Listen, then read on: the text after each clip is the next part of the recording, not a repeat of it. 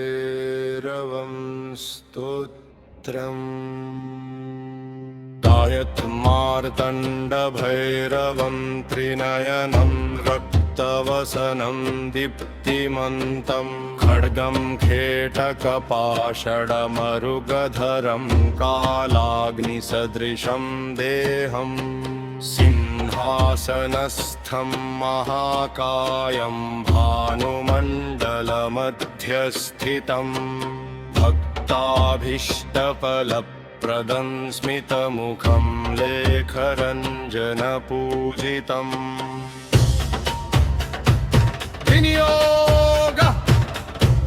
अस्य स्तोत्रस्य ऋषिलेखरञ्जन देवता मार्तण्डभैरवः छन्द अनुष्टुप् सर्वशत्रुविनाशाय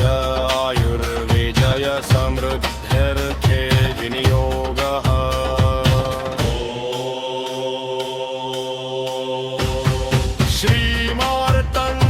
श्रीमार्तण्डभैरवाय नमः गङ्गासङ्गभैरवाय नमः अर्जनीयं मार्तण्डाय नमः मध्यमं ॐ कालरूपाय नमः अनामिका ॐ सूर्यतेजसे नमः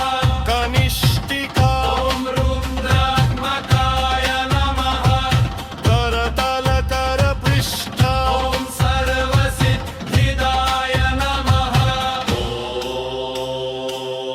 अङ्गन्यासः हृदयायां भैरवाय नमः शिरसे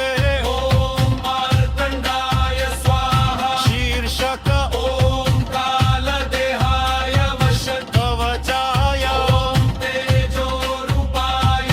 नेत्रत्रयाय ॐ रुद्रमूर्तये वौषट् अस्त्राय ॐ सर्वरक्षकराय फट् स्तोत्रम् मार्तण्डभैरवं वन्दे भानुकोटिप्रभाकरं कालदंष्ट्रं महाघोरवं भक्तानां भयहारकं त्रिनेत्रं रक्तवसनं नागयज्ञोपवीतिनं खड्गपाशधरं देवं दैत्यदानवमर्ददं सिंहासनस्थितं देवं दिव्यरत्नविभूषितं सर्वलोकैकनाथं तन्लेखरञ्जनसेवितं कालाग्निसदृशं देहं दंष्ट्राकरालविग्रहम्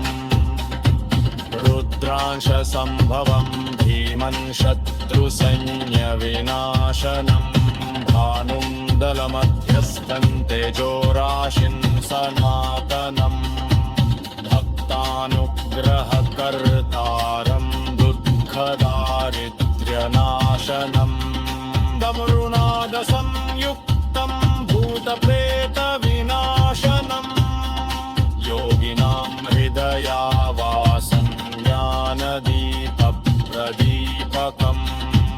लेखरञ्जनपूज्यन्तं सर्वसिद्धिप्रदायक स्मरणादेव नश्यन्ति विघ्नाः सर्वे न संशयः रक्तपुष्पैः सुगन्धायै